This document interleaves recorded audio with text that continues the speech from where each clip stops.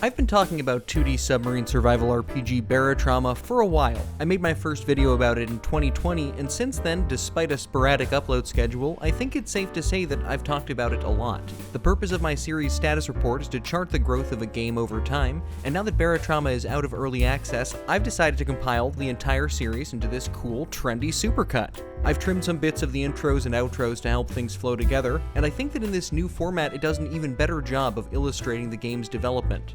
Feel free to jump around, these are in chronological order, and the quality of just about everything does vastly increase over time. There will be handy chapters and timestamps in the description. Likes and comments are always appreciated. Now let's go back to the past. Today we're going to talk about Barotrauma. The game, not the medical condition. Barotrauma is a co-op 2D submarine survival RPG set on a hostile alien planet that very badly wants you dead. It's currently in early access and is being worked on by Finnish developers Undertow and Fakefish Games and published by Daedalic Entertainment, but Barotrauma is the brainchild of Jonas Rakonen, also known as Regalis, the creator of horror classic SCP Containment Breach. There was an original version of the game known as Legacy Barotrauma, which has been made unavailable in the time since the Steam release, but the intention seems to be to build a new and improved version using lessons learned from Legacy as a blueprint.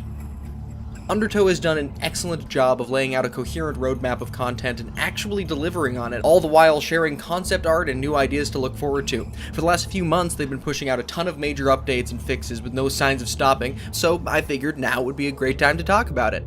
For example, at some point when I was not paying attention, they overhauled the whole job system. Each job is now divided into subclasses spec'd to perform certain tasks, and each with their own snazzy outfit.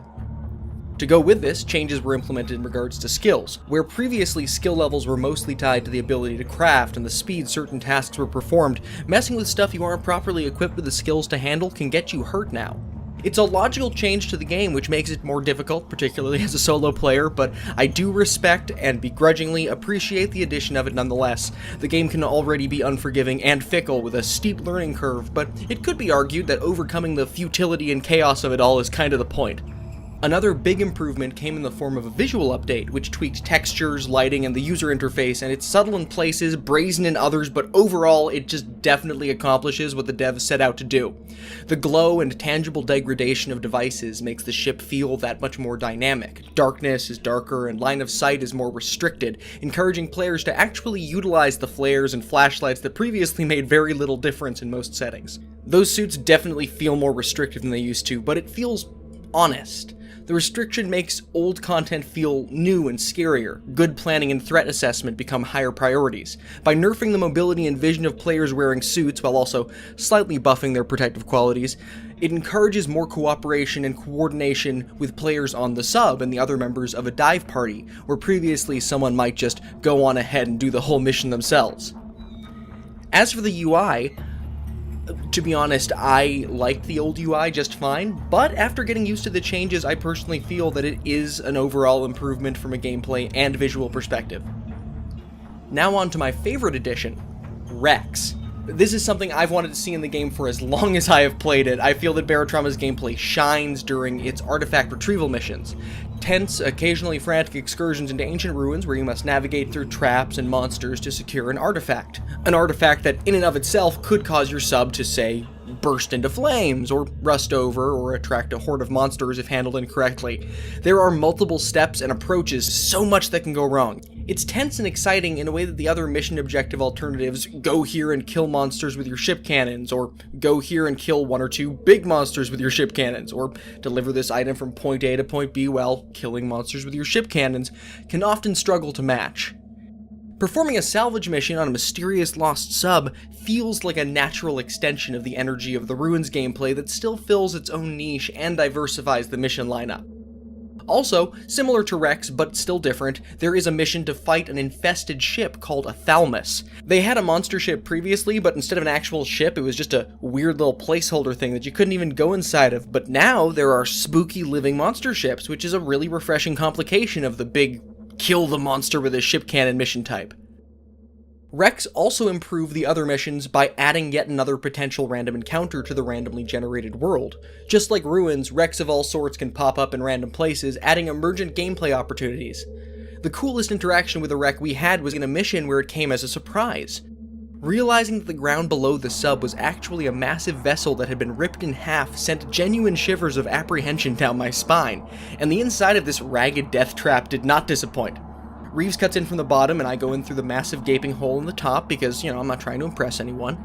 Bodies litter the ship. There is the option to use crew IDs to access closed rooms provided the doors aren't stuck shut, and we didn't because they were all broken and stuck shut, but still that's pretty cool.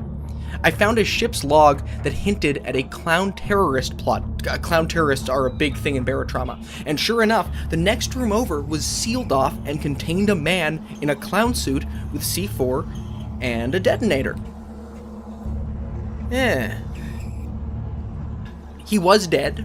My headset even told me that he was dead, but you can never be too sure. This is a non-player human element the game was sorely lacking.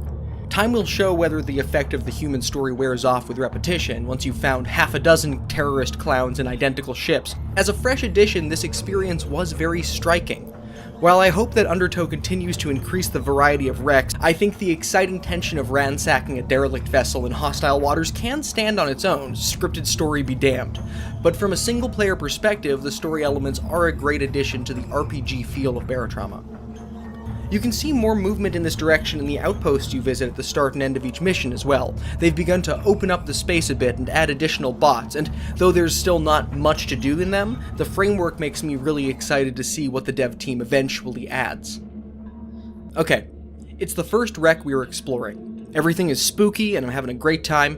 When I find the body of the captain I'm supposed to get the log from, but I can't, because I can't grab the log.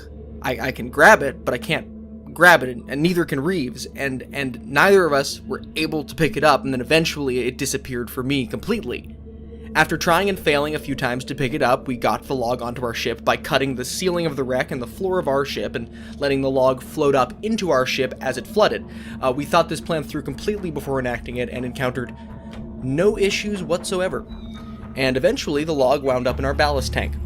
Technically on the ship is the only requirement for artifact retrieval missions, so I figured it was worth a shot, and it worked kind of, because when we completed the mission, Reeves was marked as successful while I was slapped with a big old fail screen. There have been bugs with items glitching out in the past that I have experienced, and having it show up and derail an otherwise excellent experience in the new update was a real bummer. Though we wound up having a fun time working around it, I hope this bug in particular is something that the developers address soon. I've seen it happen fairly regularly for as long as I've owned the game, and it has the potential to render a player's effort pointless at the part of a mission where you're meant to be rewarded, due entirely to the game breaking. This isn't unbearable in individual standalone missions, but in a long campaign where you need to maintain your ship and make money, which I think is meant by the devs to be the ultimate Barotrauma experience, bugs like that are extremely disruptive and frustrating. Onto the AI, because there is friendly AI and they are great for the solo and duo players who don't want to spend the whole mission staring at the reactor. I've played a decent chunk of a campaign solo using the old AI, and I can tell you they were super dumb. But after the update, I'm sure they've gotten much better. I'm sure that I'm ignorant saying this, but personally, I really can't tell the difference. They're still pretty dumb.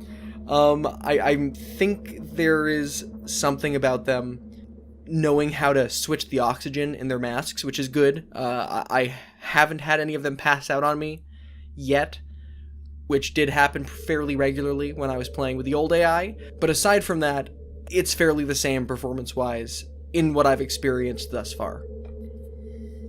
The best part of this update, however, is the new reworked bubble command menu system. In the old system, you had to dole out commands to AI or human crew one at a time, where the new one is geared towards queuing up commands through a comprehensive menu that pops up. That way, you can set up plans in the quiet times to keep your ship from sinking while you focus on, the more important things. Now let's talk about the price. $30. The game has grown a lot since launch, and the developers do communicate with and listen to the community, but even in its current state, the game is just barely beginning to justify a $30 entrance fee. That said, I never played the old version and picked the game up on sale, and I've always been decently satisfied, though at first I'll admit I was underwhelmed. The devs are working actively to justify the investment, but I can't help but feel like they may have shot themselves in the foot with that price point so early on. This is a game that is best when you convince a couple of buddies to get it with you, because I'll be frank, most of the public lobbies are nothing short of atrocious. Occasionally entertaining, but atrocious. That isn't to discount the online community as a whole, though. It is possible to find the occasional well-populated public server that isn't a total mess, but I definitely wouldn't go in looking for structure, necessarily. I've come across plenty of people in the community who do play well with others, but unfortunately all it takes is one person with ulterior motives to totally derail a serious playthrough.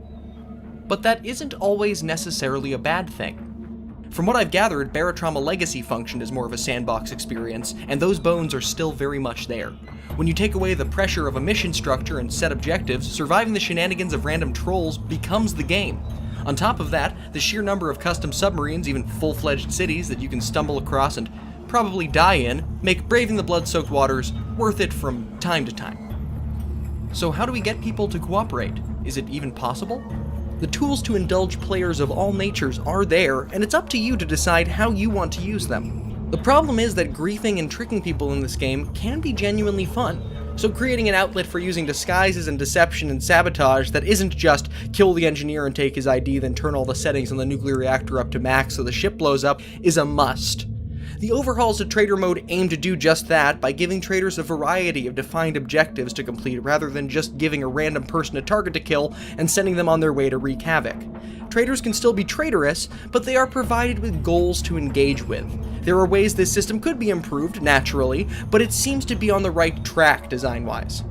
Ultimately, I am waiting to see how the team at Undertow Games pulls together the marvelous strands of this game and cleans and refines it as they move through their roadmap, which has things like in-game sub-upgrades, new monster variations, map generation improvements like caves, and who knows what else as they draw near the release of the actual end of the game.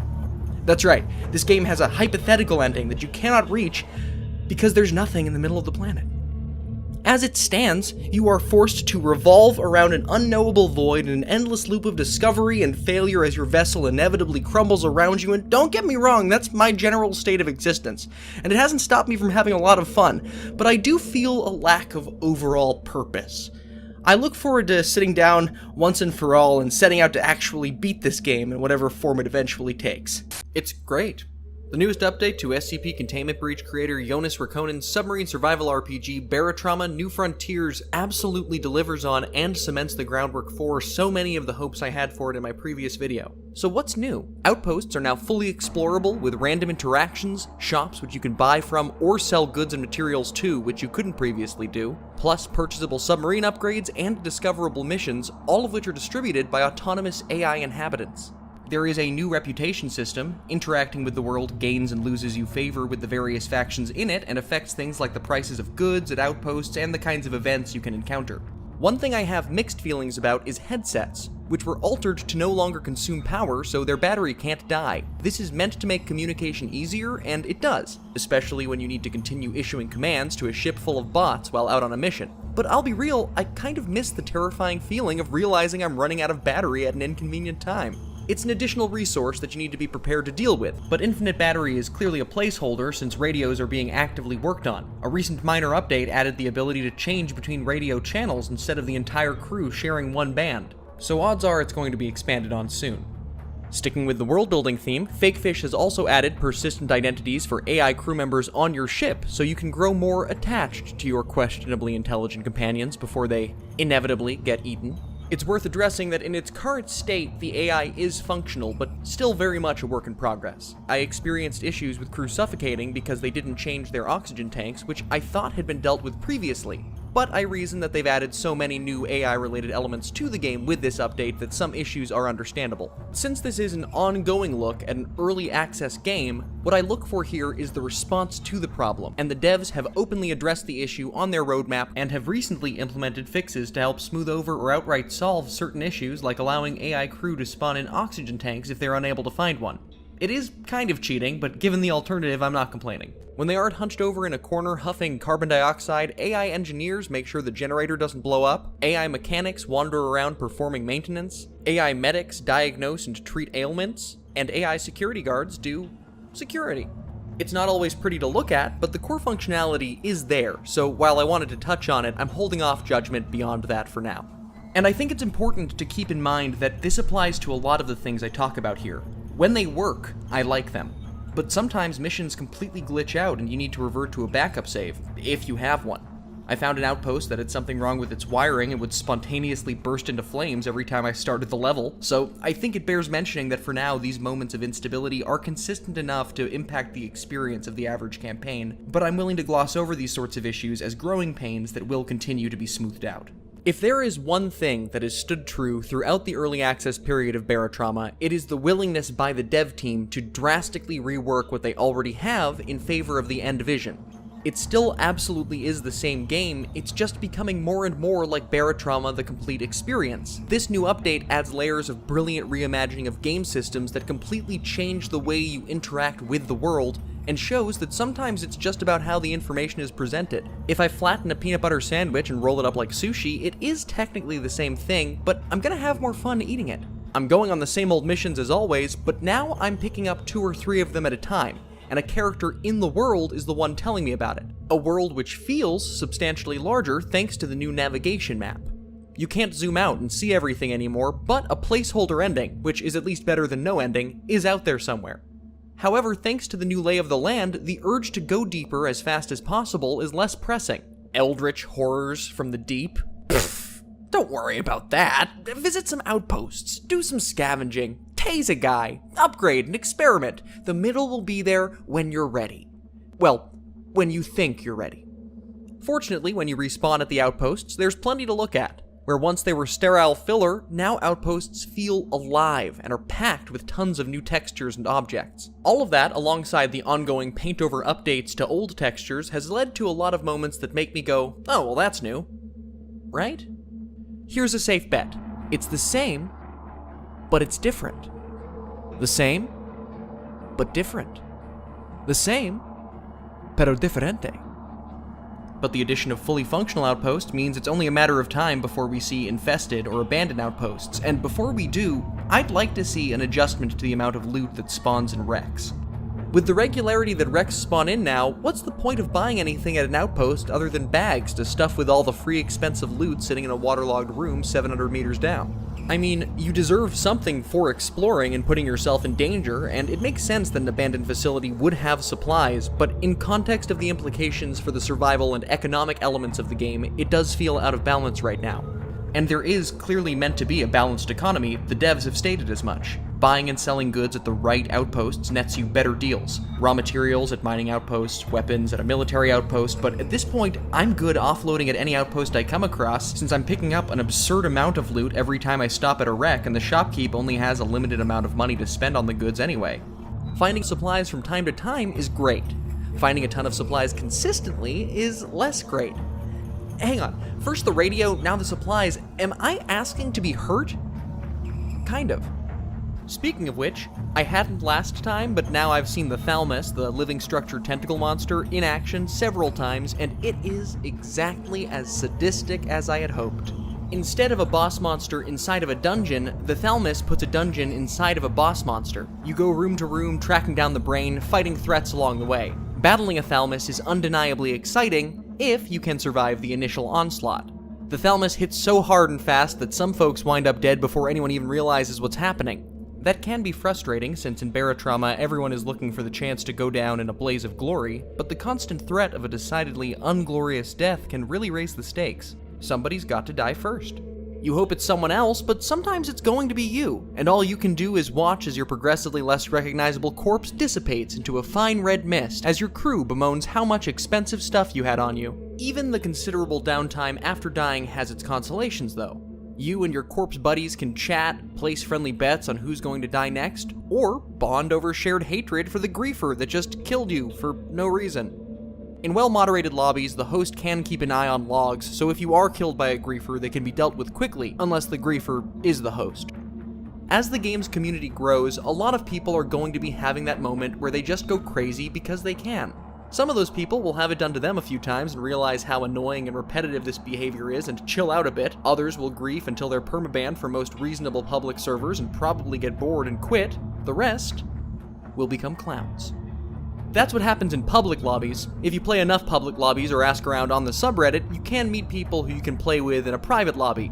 But enough complaining about griefers, let's talk about the subs. In addition to the implementation of the new ship upgrade system, which allows players to invest funds into upgrading the guns, armor, and various machines in their sub to make them more resilient and efficient, subs can now be categorized as a certain class. As of right now, custom subs with an undefined class can't be used in campaign, but the community is extremely active, and since the update I've already seen some old subs adjusted and plenty of new subs designed with those restrictions in mind. But when the update first launched, none of the custom builds had defined classes, so the initial shortage of overstated battle stations forced me to explore the vanilla game subs designed by the developers with flaws and shortcomings baked in.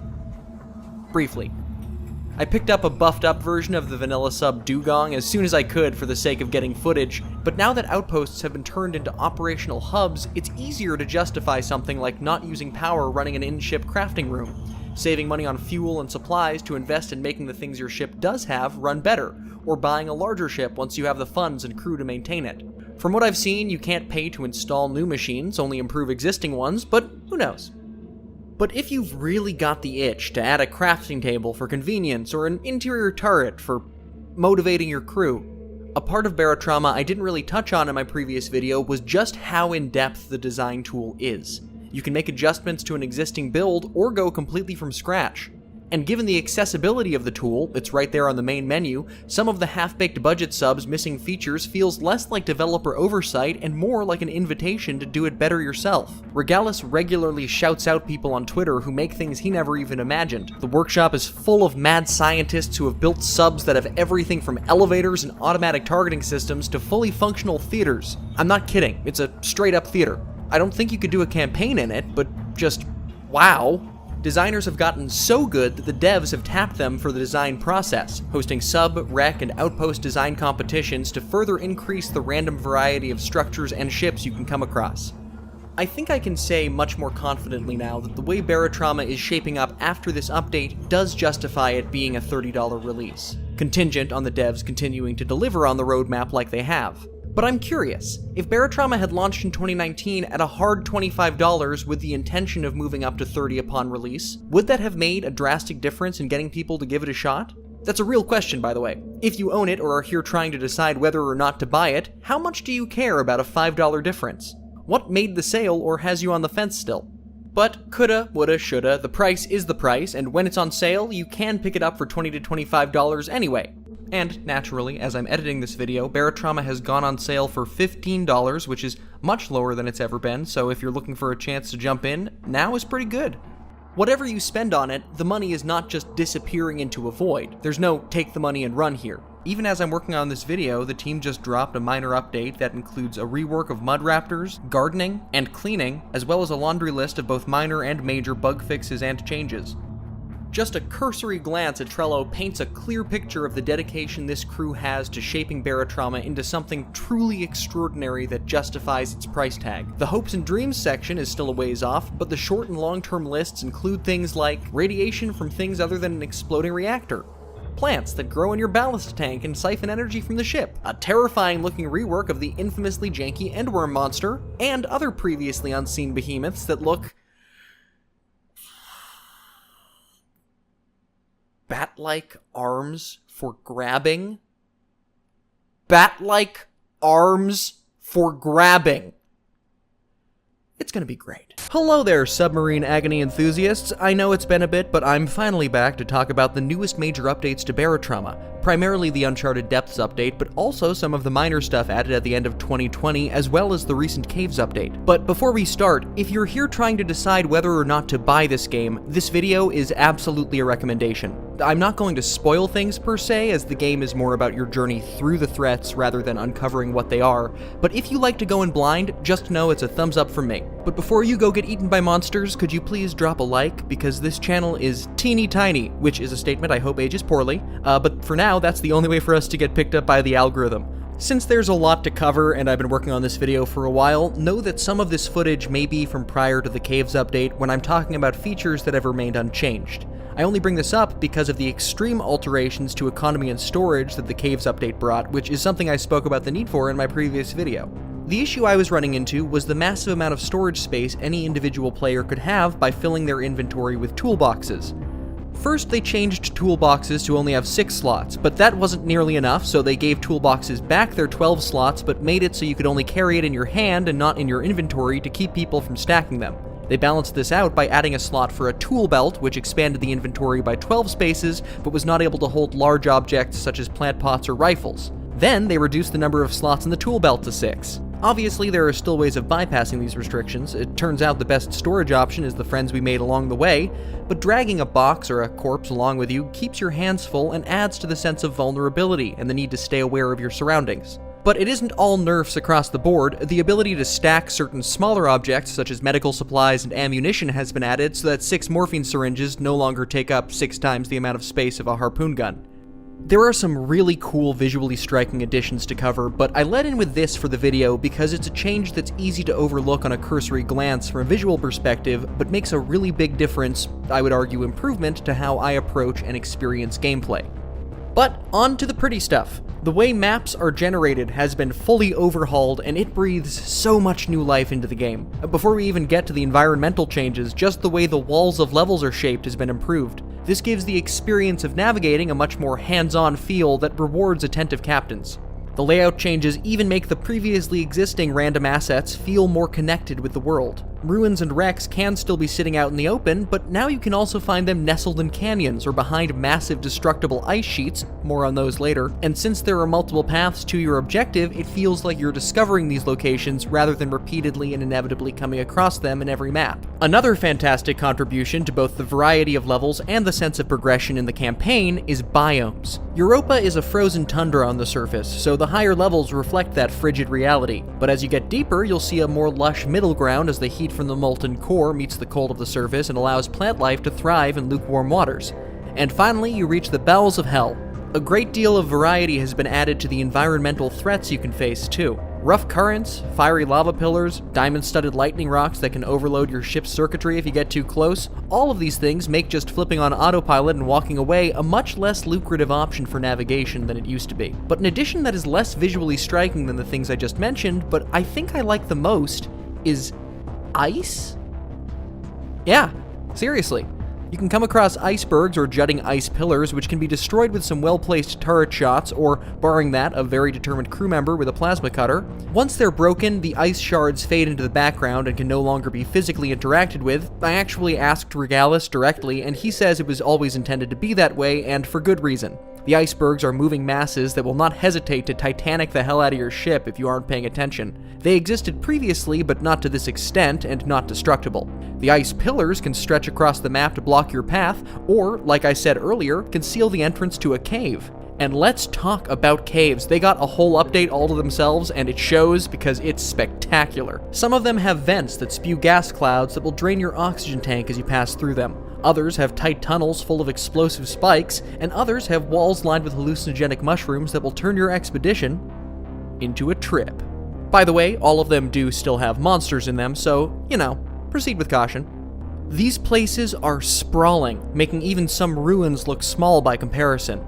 The tunnels twist and turn, and if you aren't careful, you can find yourself a lot further from safety than you thought you were. That's where shuttles come in. Detachable mini-subs have been a cool but relatively underutilized feature in sub design that this update makes a viable investment. You'll be fine without one, but having a small, agile vessel that can serve as a storage or rescue vehicle for an away team looks far more lucrative now that certain missions can take your crew much further away from the main sub than ever before. The caves play host to 2 of these missions: mining missions where players must extricate a rare mineral outcrop from deep in a cave, and nest removal where you intentionally swim into a horde of fully grown and, thanks to a recent update, baby monsters to clear them out. To try to clear them out. To die while attempting to clear them out. I hate it. It's great. Particularly when you pair it with the limits imposed by the storage nerfs, cave expeditions are a fantastic and terrifying new high in Barotrauma's gameplay loop that I can't wait to see further expanded and iterated on.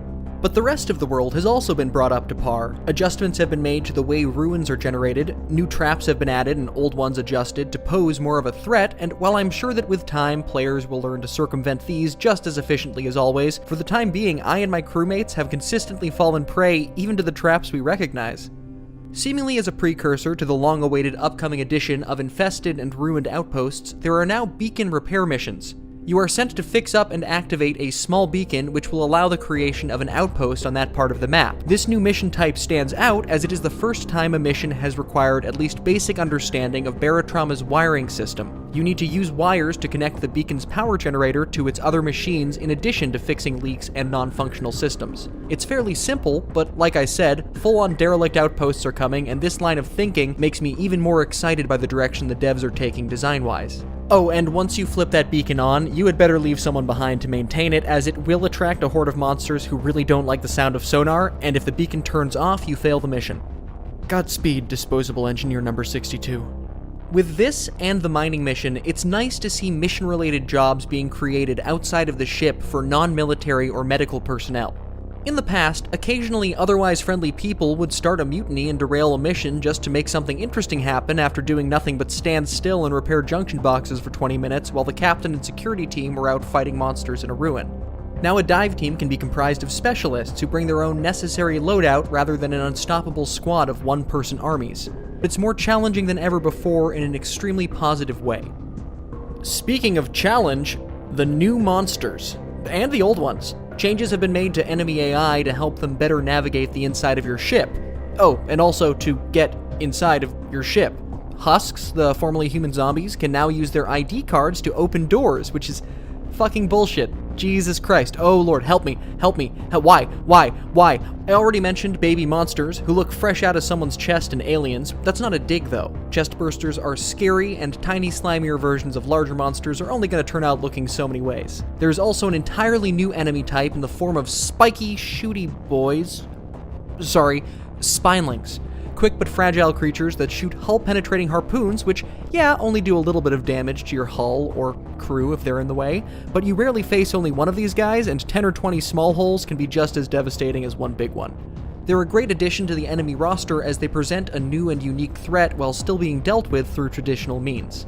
The same thing can be said about the newly reworked Watcher. They used to be a little glowy dude with stick legs, but now they're like a Cyclops in bondage gear. As the name suggests, the Watcher likes to watch. Unfortunately, when the Watcher watches, you had better watch out, as being watched leads to steadily increasing nausea and psychosis, vomiting, internal damage, and eventually death. Not that scary until you're outside of the ship on a mining mission and suddenly it's right behind you. Damaging a Watcher without killing it makes it shoot poison gas and retreat until it can watch again, so aim for the eye. But a new enemy with a much less conventional means of engagement is Ballast Flora. If you have trypophobia, the fear or disgust of closely packed holes, I'm going to give you a chance to avert your eyes real quick, because this parasitic spore is clearly meant to make your skin crawl. Ballast Flora, as the name suggests, enters your ship's ballast tank as you pass through a cloud of floating spores, and once it blooms, it will slowly, but not that slowly, make its way towards the power centers of your ship. If the visual presentation makes you truly uncomfortable, it may come as some consolation to hear that you can kill it with fire.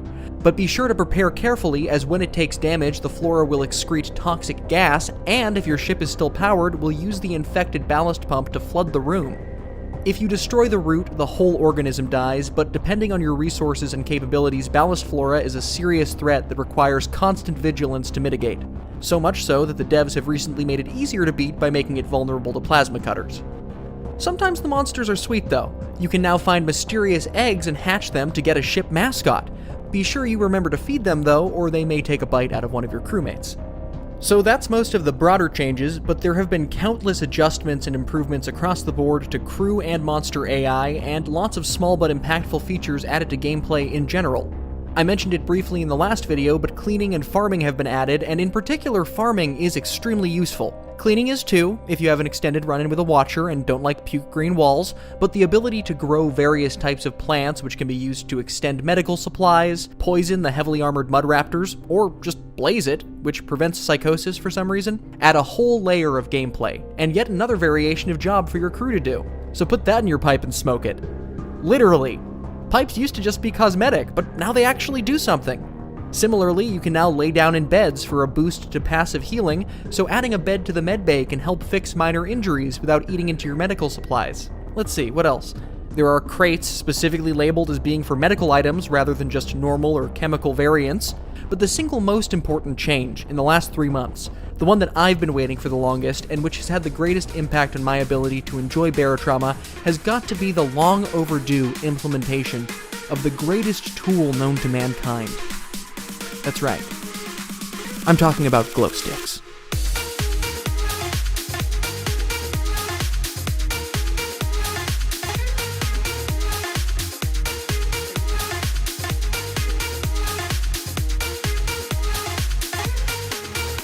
There have been two major updates since our last episode, Embrace the Abyss and Thunder Under the Ice, and with another substantial expansion looming in the deeps, I figure now is as good a time as any to once again take stock of how the game has grown.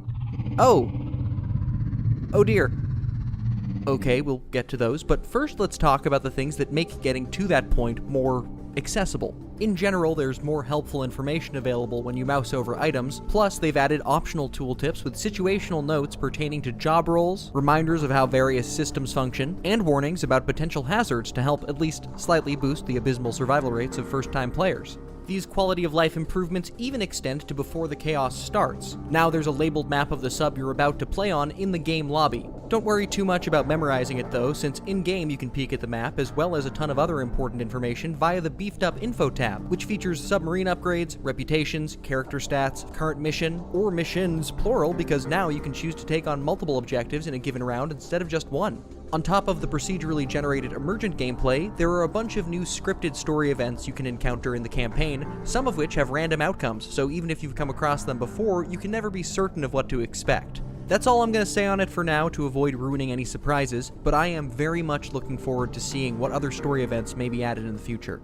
Zooming out a bit, the campaign map has continued to get more fleshed out and informative with every update. The layout of nodes offers an open variety of possible paths to your destination, while clear points of progression between biomes are marked with passages that are unlocked with money or by raising your reputation with the main faction of the game by completing missions.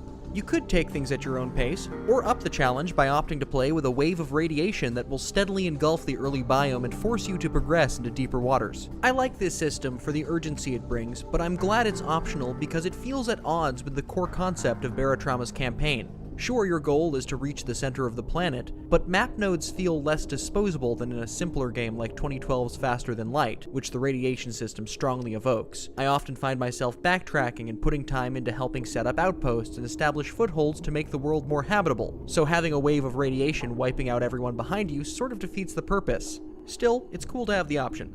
Also added to the campaign map are symbols denoting location-based quests like repairing sonar beacons. You receive an optional objective when you enter the area in addition to the quests you're already on. The same thing applies to derelict outposts and... but we'll get to those later. A huge addition, and hopefully an indication of other more extensive ship customizations in the future, is the ability to swap out the types of turrets on your ship.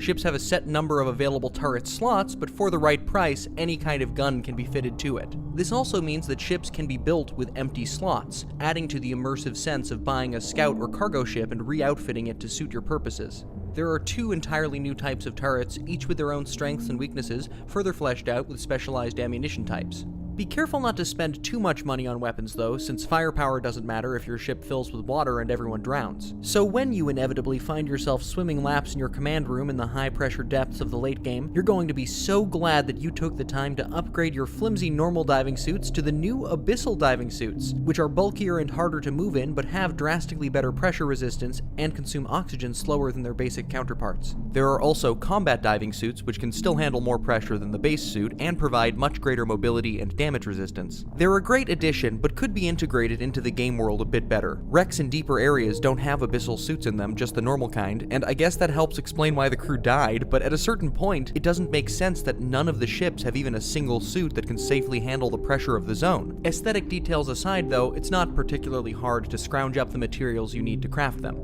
If you're on a mission to kill a monster, your target's health bar will now appear at the top of the screen once you engage. This does remove some of the uncertainty from these fights, the not knowing for sure how much more it will take to finish your opponent, but with the sheer resilience of some of these newer creatures, it's immensely helpful to be able to at least approximate how fucked you are. Here's a hint, probably extremely. And, at last, it is time to address the Lovecraftian elephant in the room. The Embrace the Abyss update primarily dealt with fleshing out, big surprise, the Abyss, the sparse no man's land outside of the general map that players would sometimes find themselves sinking helplessly into after slipping through a hole in the level floor. Now, in addition to vast nothingness and dangerous levels of pressure, you can find massive resource-rich floating islands with caves in them, and, of course, 2 new boss monsters you can encounter that make just about every other threat in the game seem like child's play. By new, though, I mean reworked, since both the Carabidus and the Endworm have been present in the game since its launch. However, their AI tended to be pretty buggy, and they were both removed from the official campaign early in development. The old version of the Carabidus was a Chonkosaurus, and despite its size, feels more endearing than terrifying. The design sensibilities remain, but everything, size, terror, and number of tentacles, has been scaled up. The Endworm went from the love child of the sandworm from Dune and a pineapple to a heavily armored building-sized carbon fiber flesh torpedo. Good lord. Both of them preempt their arrival with a ping on your sonar as they pinpoint your location, and there's nothing quite as terrifying as passing through the abyss trying to keep a low profile and seeing those orange semicircles engulf your ship. You can try to run or hide, but when you're sent to hunt one, you really get a feel for how fast they move once they're locked onto you. Both monsters have their own distinct attack patterns, and the Endworm can't even be damaged until you break some holes in its destructible armor plating, and can continue to come back for more even if you shoot it in half. Appropriate mechanics for an enemy with the word end in its name, but that's not to discount the danger level of the Carabidus. Things like engine speed and hull upgrades can help even the odds a bit, but even when you show up prepared and win, you kinda get your ass kicked. One thought. It is a bit of a letdown that both of these monstrosities, for all the intimidating attack patterns, abundance of tentacles, and destructible armor plating, ultimately resort to aggressively bumping you to death. Maybe I'm overcomplicating things. Even with just the bumping, fighting one of these guys is immensely challenging. I just think it could be great to see different varieties of abyssal beasts in the same way that there are different types of Molochs with unique abilities. And if an electric or acid-spewing or husk-infected version of this guy sounds terrifying to you, good. You should fear what lies in the abyss, that's the whole point. I don't want to backseat game develop here. I'm sure half the ideas I have would be logistical nightmares, and if I got it, who knows if I would actually enjoy it, but not even any bat-like arms for grabbing. Bat-like arms for grabbing. I am on the record as being very excited for bat-like arms for grabbing, and let me see here. I see big bloody mouth, a whole lot of tentacles, but no bat-like arms for grabbing. I don't know, maybe I'm just craving new ways to die because death itself has become ever so slightly less of a hassle in multiplayer campaigns. Now, instead of just having to wait for the round to end, there is the option for dead players to respawn mid-round and take a penalty to their stats in the form of a debuff that you can pay money to remove at the next outpost. This is, of course, not an issue if you're playing a single-player campaign. I really enjoyed my solo playthrough in a completely different way than I enjoy the average multiplayer campaign, but of course there is merit to each. Got a guy who really likes stabbing? Maybe give him some space, but now you can pump him up with God knows what and set him loose in an abandoned outpost to satisfy his bloodlust in a productive and profitable way. There are 2 varieties of abandoned outposts, ones that have been taken over by humans and ones that have been taken over by monsters. Crawlers if you're lucky, mud raptors if you're me. I feel the need to acknowledge that there are none of the recovery or repair elements I had previously hoped to see carried over from the beacon repair missions. Your job is just to show up armed to the teeth and make things dead. My critical brain wishes there had been some design overlap, but my animal brain is having too much fun chucking grenades to be disappointed. And while the monster-infested outposts are straightforward destroy the nest missions, the goals for human-inhabited ones have more variety. Overload the outpost's reactor to clear out squatters, assassinate a bandit leader, rescue those hostages. Maybe don't send the stabbing guy for that last one. All the different versions offer unique gameplay to break up the usual Barotrauma loop. That being said, it's clear that, as with many things in this game, there is polishing to be done. And this isn't a strike against the devs at all, they fix things like it's their job. Because it is, but I want to highlight some of the unplanned ways things can go awry.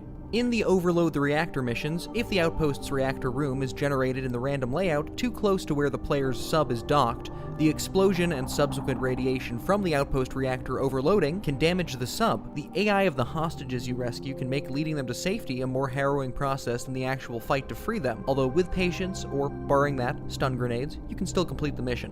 Then again, maybe you'd rather not fight anyone. Maybe you just want to be a merchant hauler or a taxi driver, and if so, I have great news for you. There have always been resource hauling missions, but now their payload and payout scales based on the amount of storage space available in your sub.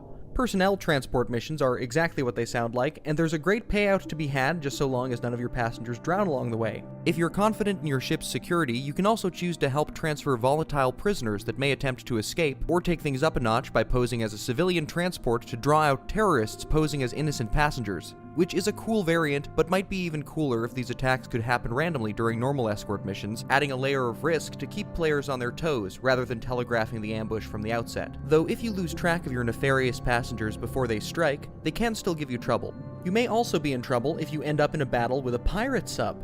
There's no yo-ho bullshit here, these guys will mess you up. I underestimated the effectiveness of pirate vessels in my first few encounters, and it did not go well for me. Even if you get a good hit and their ship goes down, the hole will be patched and the water pumped out, and even if you can shut down their power, the pirates will keep themselves and their ship alive for an extended period of time if you don't keep up the pressure via turrets or boarding. Though if you can afford it, a nuclear railgun shell can also do the trick with much less hassle. But let's talk about looting, because salvaging supplies from shipwrecks is a huge part of maintaining your momentum in a campaign.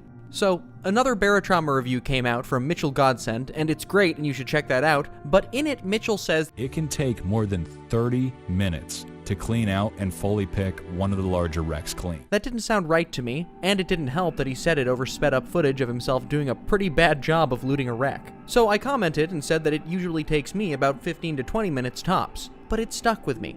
I don't want to leave that claim out there without backing it up. So here is me making multiple trips into a sizable wreck with a timer. And this isn't me speedrunning or anything. You can see me mess up several times while fighting husks and doubling back because I'm lost, but looting, in my opinion, should be at least kind of slow. If you could be in and out of a wreck in 5 minutes with every single piece of loot and all the ammo boxes, that would strip away the challenge. And if you want speed, learn what loot to prioritize and how to store it. For example, you can use the pockets of a medical officer's uniform while it's in your inventory and hold up to 3 medical items in a single slot. I've said it once, but I'll say it again. If you drag a corpse of a dead crew member from the wreck around with you, it effectively doubles your inventory space, and it still leaves a hand free to use your underwater scooter for a speed boost. If you want to keep it quick and jump right to the good stuff, learn the layout of the ship so you can find what you're looking for. If the armory or medbay is on the outer layer of the ship, you can cut into it from the outside and not even fight any monsters. Anyway, once I clear out all the husks, I enlist the help of a corpse sidekick, and I'm able to clear every bit of loot on the sizable wreck, as well as several boxes of ammunition, while playing solo in just about 15 minutes. I guess the point I'm trying to make is this. Barotrauma is hard and unforgiving, but I've had to learn the hard way to never count out the idea that I'm just not playing as well as I could be. There's always room to adapt and try new strategies, and that's part of what keeps me coming back. But another thing that keeps me coming back is the Steam Workshop. Yes, I've talked about and featured custom subs before, but I haven't really looked at the other mods at all. This was to try to keep my discussion to things the developers have creative control over, but now that we're 4 status reports deep, I'd be remiss if I didn't point out the many customizations you can tack on to give your campaign that extra oomph, that extra bang bang, that extra meow ooh woo. I'm still holding Fake Fish to finishing what they've started. A strong modding community doesn't free them from the responsibility of making something that can stand on its own, but many excellent mods and incredible custom subs do exist, and in my opinion that adds value and speaks to the versatility of the game's engine and customization tools. So that's what's new in Barotrauma. This channel has almost 2,000 subscribers now, and I think I can safely assume most of you are here because of Barotrauma, and there will be more Barotrauma videos in the future because the upcoming update looks like it's going to mix up the formula even more. Hold on, I ended the last status report with a funky dance number. I can't just do nothing. I guess I could switch to the dance number now, but a disproportionately large number of viewers have already clicked off the video the moment the end screen popped up and I started my outro. It would be super dumb to put a huge amount of effort into something a fraction of viewers would even see. Yeah, that would be a huge waste of time.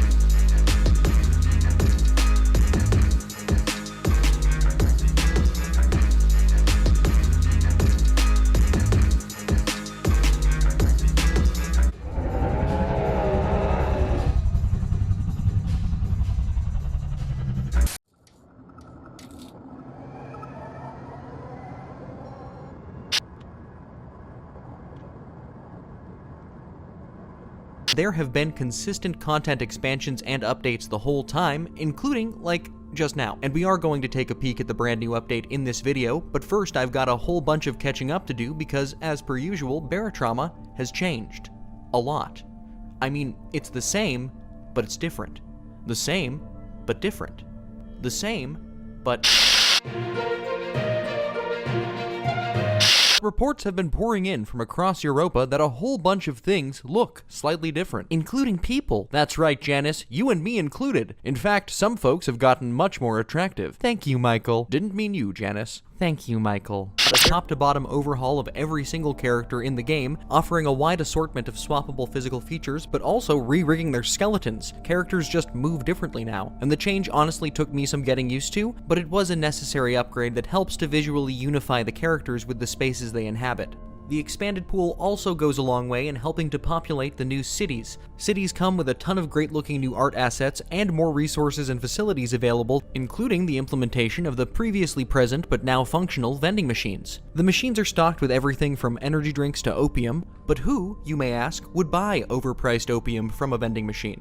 Well, crew members have their own wallets. Money can be requested from the ship bank and voted on by other crew members like a kind of democratic space Venmo. The captain can also assign crew salaries, which deposits a percentage of the reward from successful missions directly into the crewmate's wallet, which they can then spend on overpriced opium from a vending machine. There we go, full circle. Oh. There are also medics available in cities and outposts who you can pay to treat specific crew ailments with prices that scale to the severity of the injury. In fact, cities have facilities for all sorts of player needs, like processing genetic material for the newly added gene splicing. In addition to being my porn name, gene splicing is the art of making yourself and your crewmates into genetic abominations. Basically, you find unidentified genetic goop, you go to the goop identification spot and identify it, you use a thingy to inject it directly into your spine, you gain some sort of special ability related to the goop's identity. And you don't need to splice any genes to reinforce your crew's individuality. Every member of your crew can level up and invest points into a host of game-altering abilities using the new talent system. There are a wide variety of useful and creative talents to help crewmates of all playstyles find a niche within their niche. Each of the playable classes has 3 unique talent trees, and there's an upcoming rework that will increase build diversity even further by rebalancing some existing skills and adding a set of more generic universal class talents to pick from before you specialize. Now a simple medic can become a combat doctor to take lower damage and get faster at dragging injured crewmates, or they can lean into being more of a mad scientist with bonuses that let them use more potent and double-stacked genetic mods, or an explorer who's more adept at navigating the updated alien ruins. He is the lone medic in the platoon.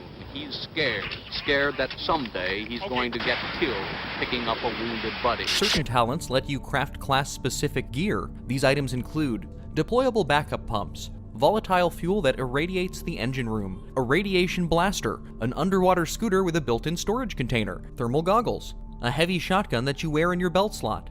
On top of all that, there's a new item quality system. More experienced members of the crew can craft higher-tier versions of most common tools and weapons, which have a considerable increase to their effectiveness. One other way you can speed up your repairs is by playing a simple skill check minigame. If you miss, you get shocked, and if you don't like it, you can also choose to ignore the bar and you will repair at the normal speed. It makes the repetitive maintenance tasks slightly more interactive without making them more difficult to perform. The captain can keep track of events and relay orders more clearly than ever thanks to the improved status monitor in the command room. The old status monitor could show you oxygen levels, whether or not a room was flooded, but that was about it. Now there's 3 separate tabs. The first has the same indication of air and flooding, but also visualizes the exact location of external breaches. You can click and drag commands directly to those rooms to remotely place a waypoint for relevant crew, and you can see whether or not they actually follow those orders because now crew locations show up on the monitor as well. The next tab shows every single electrical device on the ship. Finally, there's the item search screen. If an item exists on your ship, you can search for it by name, and the locations of all instances of that item will be pinged on the map. Being able to answer the question, do we have any meth, and if so, where is it, without rooting through every single locker on the ship trims an unnecessary and possibly annoying time sink while still requiring access to the stationary status monitor to be utilized. Another way to buy yourself time is with the new disposable diving suits, which appear in respawn shuttles replacing normal diving suits. Disposables are as strong and pressure resistant as an abyssal suit, making them viable for use during respawns all the way to the end game, but prevents every respawn shuttle from bringing a fresh batch of free normal diving suits to use or break down for parts. You can still leave partially full disposable suits around for an emergency, but if you deconstruct one, you receive no materials, and once you run out of oxygen in the built-in tank, your suit will rapidly depressurize and But with disposables come 2 other new suits that can hopefully balance out survival rates. The slip suit, unlocked via the security skill tree, which has flippers, which makes walking awkward, but greatly increases swim speed while leaving your hands free to use weapons or carry loot. And the PUCS, which is unlocked by a nuclear engineer. It's a hazmat suit with increased radiation, husk, and burn resistance, a built-in emergency medical injector, and the ability to toggle use of its oxygen tank when not needed. Both of these suits have their uses, but particularly in the mid-game, the PUCS is a great all-around upgrade for nearly any situation. A refreshing reminder that just barely enough is still enough. And if you start at the bottom, the only way to go is up. So don't just suck.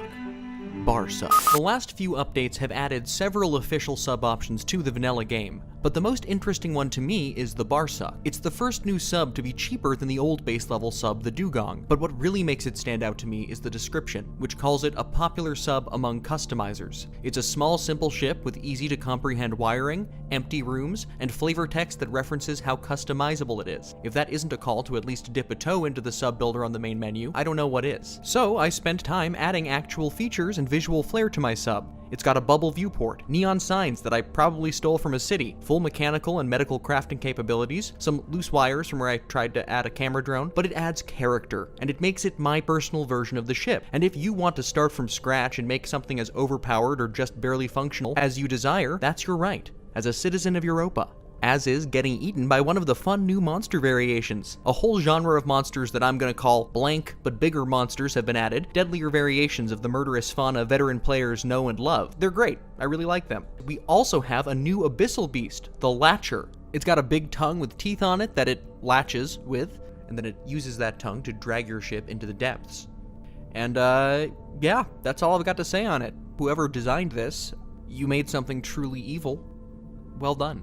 On to the ruins, the alien structures of old are no more. Nearly everything about them or relating to them has been changed since the last video. This includes alien artifacts, which still have essentially the same physical properties and dangers, but have a drastically different visual presentation more suited to their effects. The ruins have all sorts of new rules and traps you need to learn to identify and navigate around as you either eliminate all threats within them or place and then recover scanners at several predetermined points to map them for quests. The first thing I noticed was how claustrophobic things were. When you aren't in a room, you can find yourself swimming through tunnels just barely wide enough to turn in. The old ruins felt more abandoned, with vast, dark, foreboding rooms you often couldn't see the tops of. They also felt sort of empty. These new ones just feel dormant, and the tentacled guardians sleeping in their pods or patrolling the area make you feel even less like an archaeologist and more like a trespasser. The guardians have gotten a much-needed overhaul. There was always something unsettling about them, but in stark contrast to their predecessors, guardians are strong, fast, and smart. They zip around the ruins with mostly solid pathfinding until they discover intruders, at which point they can grab items, or you, in their claws and melt your face off with steam cannons. Even if you can get a good hit on one, it will quickly retreat to a pod and heal itself unless you can track it down and finish the job.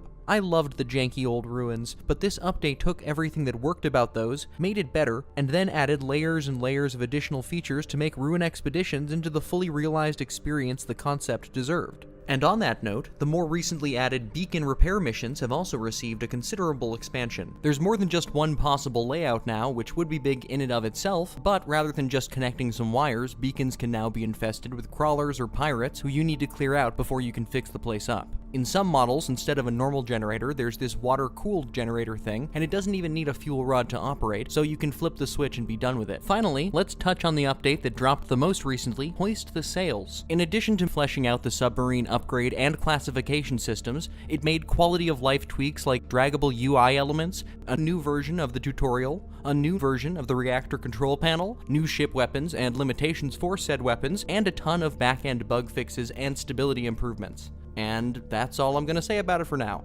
I feel so fortunate that I picked Barotrauma to be the first subject of Status Report. At the start of 2020, Barotrauma was in a very different place, and my review reflected that. But thanks to thousands of hours of work by a gifted, dedicated team, I'm looking at what is here, imperfections and all, and telling you that Barotrauma is really special. Not perfect, but special. Plus, according to this excellent English subtitled interview with the devs, there is support and content planned beyond the early access period, so stay tuned. We may see clown cities and more power struggles occurring on the wider map, maybe even a city for the Husk cultists too. Husk City. Young Husk. Only rapper in the game with a Husk parasite jutting out of his face. Let's go!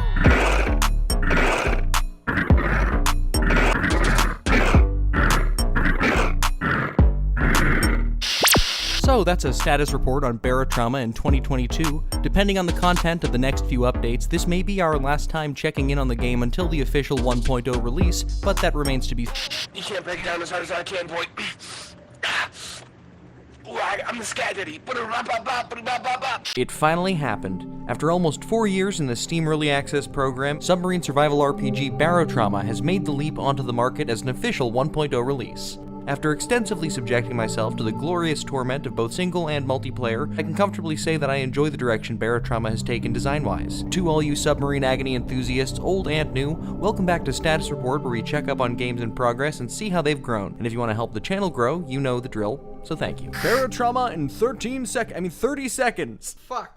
Barotrauma takes place on Jupiter's moon Europa. More specifically, it takes place in the oceanic depths beneath its frozen crust. Humanity has taken refuge from the inhospitable radioactive surface in an ever-expanding network of research outposts, mining facilities, military bases, and full-on cities stretching into the abyss. You play as a freelance submarine crew whose overall goal is to reach the middle of the planet, but how you do that is up to you. Build income and reputation by delivering goods or people, recovering minerals or artifacts, maintaining beacons, hunting monsters, hunting pirates, all while doing your best to keep the water outside your intricately constructed submarine and the blood inside your jankily constructed body.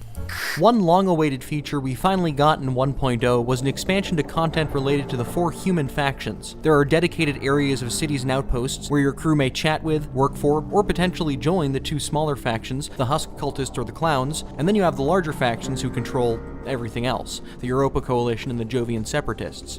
Depending on your reputation with the faction in charge of the outpost you are currently docked at, items in shops cost a percentage less or more than their usual base price, and this has been the case for a while, but now there are also certain faction-specific items like outfits, weapons, and specialist crew members which are locked behind higher reputation requirements, so you have more incentive to pump those numbers up.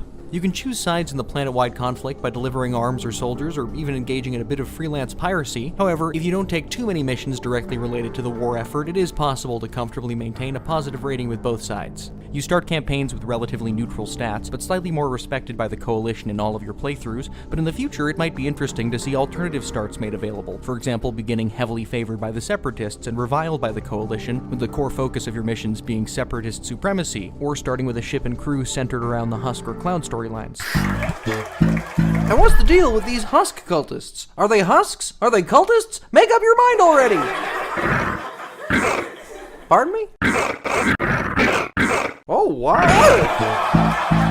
Reputation does tie into progression in some ways, since both major factions control one reputation-gated path to the next biome, but there's also the option to bribe your way through that path for an obtainable but slightly unreasonable fee. So it really is your call to make, even if you regret it later. Because that's sort of the point of this game, perseverance in the face of regret. You are an individual, but ultimately your goal is to enable your crew as a unit to conduct the submarine to the end of the level. You have the option to reset a level at any time, so if someone dies, it's on you to measure that death against the work you've put into your mission up until that point. But losing a crewmate is more than just losing a body, especially in single player where dead crew don't have the option to respawn. Depending on how long they've been on board, their death could mean the loss of a whole bunch of both passive and active bonuses in their class skill trees. Most of the ability changes dropped in the pre-1.0 update, except for the 3rd captain skill tree, which was tied directly to the reputation and faction changes, which didn't appear until the official release.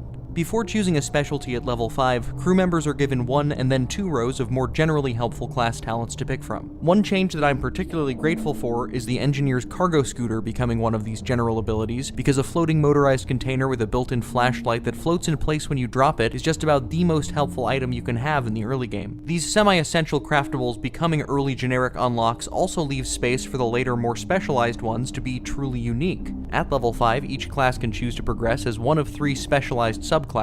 Once you pick a path, you are restricted until you unlock the final talent, though you can select additional general talents at any point in the leveling process. One extremely notable skill we lost in the update was water pressure-proof clowns, and some career clowns were understandably frustrated by this change, but if you simply must pressure-proof your body, there are still a few other, slightly more restricted ways of doing that. The leveling process can be slow, but there are talents you can take to increase your crew's experience gains or even boost new members to level 5, though taking those may mean temporarily skipping over other helpful abilities. Leveling up your crew can take a while, but particularly in single player, being able to permanently lose personnel and their passive buffs in an instant is devastating in a way that I accept the design intention behind, but question the necessity of. especially since in multiplayer there's the option to respawn after a death with reduced stats and a debuff.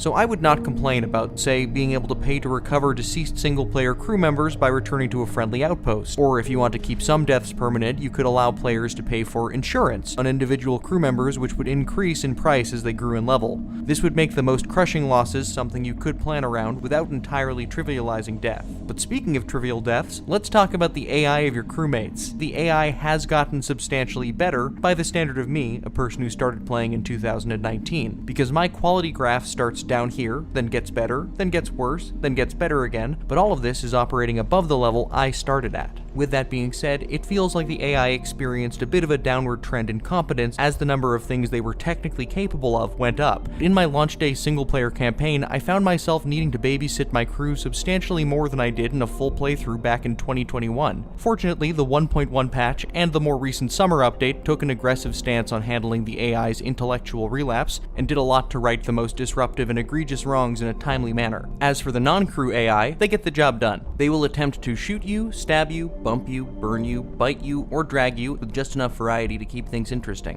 Whatever issues I've had with the AI, it doesn't stop me from getting well beyond my money's worth in enjoyment out of this game.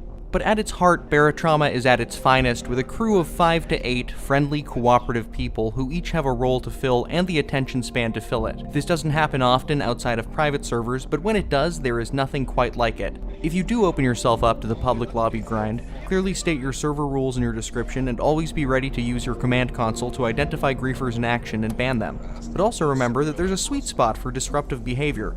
Point is, cooperation is wonderful, but a little bit of good-natured antagonism adds zest. If you want to come through here, this is my kingdom as far as the eye can see, and this is our engineer Sam, or as I like to call him, BAM! Yup, you do call me that. BAM! Captain. Bam! Bam! Like a gun! Bam! Bam! It's very... Get on the ground! There are 3 ship classes, Scout, Transport, and Attack, which have bonuses that align with what their names suggest, but a big change came in the form of sub-tiers, with restrictions on how far their various systems can be upgraded based on that. One upgrade you'll want to pay particular attention to is your hull. In addition to keeping water and monsters outside of your ship, hull upgrades affect how deep you can take your sub before it crumples in on you like a beer can at a frat party. Unlike other upgrades, you need to provide your own materials to reinforce your sub's hull. I'm not sure why I can't just pay the dry dock engineer installing the upgrades to source the materials himself, but I digress. There's an early mechanic talent you can take that lets you upgrade your hull as though it's 1 tier higher, as well as a later game skill tree finisher that lets you upgrade all of the systems in any sub as though it is tier 3. So if you want to commit to completing the entire campaign using your starting vessel, it is technically doable with proper planning, but it's also worth noting that the smaller tier 1 subs also lack helpful features like mounts for large weapons or in-ship crafting facilities, which upgrades won't help because, you know, they don't exist. But even with a relatively small crew, you'll probably be comfortable in a kitted out tier 2 sub like the Humpback. If you don't want to deal with the tier system at all, you can access the sub of your choice via the builder in the main menu, change it to tier 3 in the settings, and then use it as your primary sub for the entire campaign. If you're over or underwhelmed by the vanilla sub choices, you're doing yourself a disservice by not trying some of the truly incredible custom builds available on the workshop. Not all of them are balanced, some of them are super strong, but with a discerning eye and a little research, there are options to support just about any playstyle or challenge. One thing to keep in mind, the fancier the layout, the more chances there are that your AI crew may be confused. For beginners, I would recommend picking out a well-balanced version of a lower-level ship with additional turrets and crafting capabilities, or just tweaking one yourself before you start. There's nothing wrong with giving yourself the ability to engage with, enjoy, and explore the breadth of Barotrauma's gameplay on your own terms. There are some games I'd say you should go into blind, others that are great with a ton of research, but Barotrauma is at its best when you start out knowing some things but not other things. I try to give a solid general overview of what to expect in my videos, but there are a few other wonderful channels that are specifically dedicated to teaching people more about how to take full advantage of Barotrauma's engine. Here are some essential tips and tricks that I follow to make my subaquatic escapades less painful. Don't craft a bunch of stuff at the beginning of a mission, do it before you finish. This isn't always an option, but if you're mass producing a stockpile of items, you should do it at a time you can guarantee your progress can be saved. You can tell your AI crew to stay away from specific items, doors, cabinets, whatever you need, using Shift plus the middle mouse button. Emergency meth is a real thing, and it will save your life. If someone is drowning and you can't get them out of the water in time, you can perform CPR on them while under the water as long as you get them into a suit with an oxygen tank in it. They added all new loading screen art for the 1.0 update, and that's not really a tip or trick, but I figured I should acknowledge it somewhere. Ledges are your friend.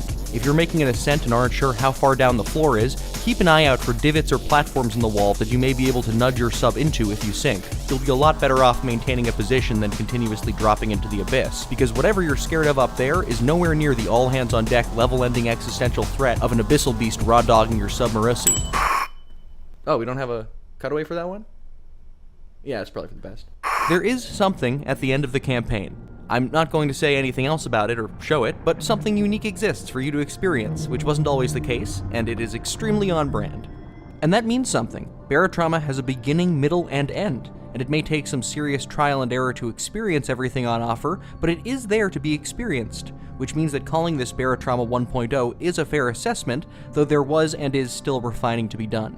Besides, based on the long-term plans section of their Trello, and on the most recent update, which added these incredibly helpful wire-finding goggles for electricians, improved the way line of sight works, and further tweaked AI, Fake Fish Games are not going to leave us floating face down in the proverbial pool, and so this probably won't be our last Barotrauma status report either. Now this is the part where I once again ask you to engage with the video, though if you've watched this far, you've probably already engaged with the video, and you rock, because that helps us grow. People say I am the best boss. They say, you are hilarious, and you get the best out of us. I'm sure that's fine. It's fine.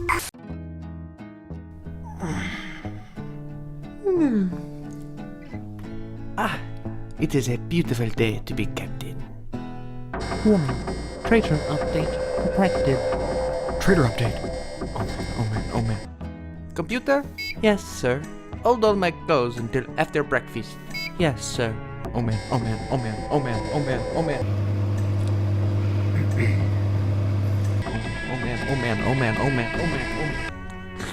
Ooh, hot. Captain! Give me a moment. Yes, what is it? Captain, there's been a trader update. Ha! Captain, this is bad. What's so funny? I know.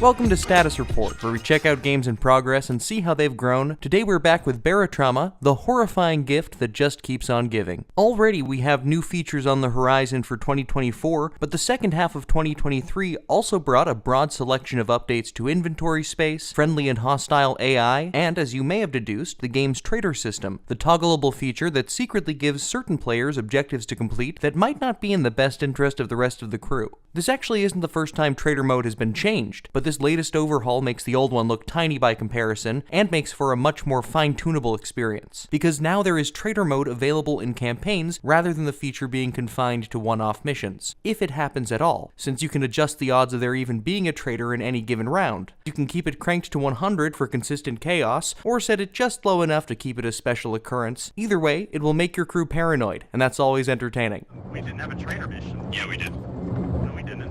Yeah, we did. You are also able to adjust the approximate level of disruption trader missions will call for using another handy slider. Many of these missions feature custom items with unique effects, with objectives ranging from cheeky shenanigans all the way up to acts of domestic terrorism. I like how some of the missions are thematically relevant to the crew's objective, like being enlisted by one faction to lose goods bound for their rivals. And one small but very bright highlight for me is the reintroduction of the previously removed code words which traders can attempt to use to subtly, or not so subtly, identify each other.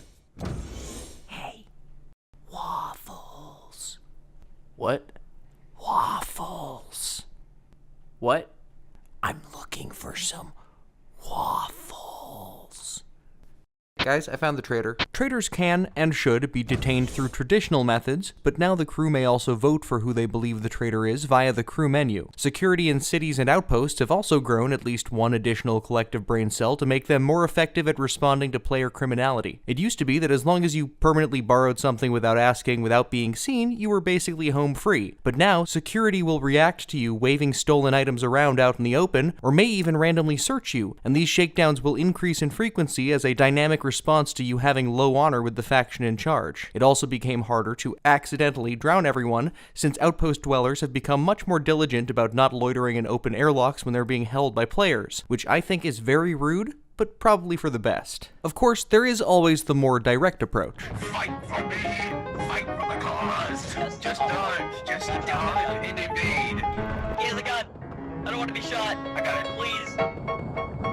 I can't help you. I can only comfort you as you die. Though I don't know if I'd recommend it. On a semi-related note, grenades won't bump off ceilings as much as they apparently used to because the trajectory at which they are thrown has been flattened out a bit. In light of this improvement, I've pledged to be more open to throwing indoor grenades in the future. Over in the submarine editor, the modular parts used to construct things like walls, floors, and hulls can now be rotated. And to the casual observer, this might not seem like a huge deal, but the sub-building community had already found an insane number of ways of using these pieces without being able to turn them at all, so offering an additional 360 degrees of adjustment is groundbreaking and ridiculous, both of which are positives. There have also been some big changes to inventory and storage, an element which has been through many iterations, from individual items all taking up one full space regardless of their size, and infinitely stacking bags that could turn your inventory into a sort of Russian doll pocket dimension, to many smaller items becoming stackable, and massively restricted storage containers, to now, which I think is a move towards something somewhere in between. The storage containers, formerly known as toolboxes, are no more, and their role has been progressively minimized for a while now, and players have still consistently found ways to take advantage of them for inventory boosting purposes, so I understand their full removal, but even as they've put the squeeze on inventory space, the devs have shown some mercy, because now you can craft or purchase backpacks, which greatly increase your capacity at the cost of slightly reducing your movement speed. The backpack takes up the same slot as the previously added tool belt, so you should probably pick your baggage on a case-by-case basis. The community has been asking for backpacks, or just modding in their own, for a while now, so it's great to see an official version added which takes into account the dev team's sense of balance. Meanwhile, closets and lockers have gained a strip of unique slots, so players can still use bags to augment and organize their stash without being able to do that with every single slot in the closet. It's a great place to keep pre-prepped medical or dive kits, and you don't necessarily need as many spaces as you used to anyway, because the allowed stack size for most items when stored has greatly increased. However, slightly larger key items like welding fuel and oxygen tanks, which are still able to be stacked in a closet, can now only be placed in your inventory one at a time. This change retains all the quality of life benefits of the compressed ship storage, but dramatically alters the way you need to think about away missions, or reverts it, since prior to item stacking being added to the game, this was how we always did things. 8 tanks is now just 1, and I welcome it. If I'm being honest, being able to keep 8 oxygen or fuel tanks in a single slot has made me complacent and overconfident. With even a small amount of forethought, stacks allowed you to consistently have the resources on hand to survive or repair for an extended period with practically no downside. And some of my favorite parts of Barotrauma are the downsides. On top of that, there are several new skills for assistants which further balance out the inventory changes. These affect the assistant's own inventory, but also give a universal bonus to everything on the ship. And you can still be a clown or an apprentice, but now you can also be the inventory guy. Ugh, where's Rick? I'm over here. Dude, you're 20 minutes late. I turned myself into an inventory. Oh, God. In other news, Alien Ruins got a logical change to how they are generated, which is linked to progression. Now their layouts will become larger, more intricate, and more dangerous the further along you are in the campaign, and I think this is great both as a way of keeping things fresh and to help new players become acquainted with ruin exploration. Some of the threats within their walls have also gained some dangerous new effects that will put your knowledge and understanding of the game to the test. Overall, the post 1.0 crop of changes has left me more invested than ever in seeing what the future holds for Barotrauma. Some things have gotten more difficult, but many other small friction points have been streamlined or smoothed out. For example, the ability to set up custom wiring configurations has always been a thing, but due to the slightly clunky nature of the process, it could be tough to get into. But now you can do all the work in a condensed box, which you slap on the wall and hook up from there, making everything easy to set up or tweak or even bring to a new ship. You can choose to immediately receive items purchased from outpost shops directly, or have them delivered to your ship at the start of the next round the old way. Turret loaders got lights, so you can tell at a glance how much ammunition is left. And in the coming months, we can expect to see changes and additional options regarding player deaths and respawning, which seem really interesting. And if you head over to the blog post, which I've linked in the description, the devs are actively seeking player feedback about those potential changes. Speaking of community feedback, I'm trying some new stuff this year. So let me know how you like it in the comments, because it helps me and Reeves figure out what we should do more of. Command, this is away team checking in, just coming back for a resupply. Am I clear to board? Command?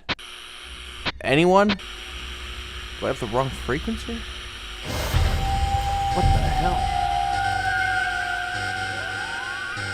Oh, shit. I have a body here on the lower deck, ID of Officer Phelps. Is that a radio? Hello? In fact, some folks have gotten much more attractive. Thank you, Michael. Didn't mean you. Oh! Another body here. Wait. This is Officer Phelps. Then who the hell was... Oh, Why? It is a traitor update, duh. Ho ho. I love my job. Computer? Yes, sir. Put on that song I like. Yes, sir. Perfect. but until next time, I'm Jamie. Thanks for watching Standard Gaming.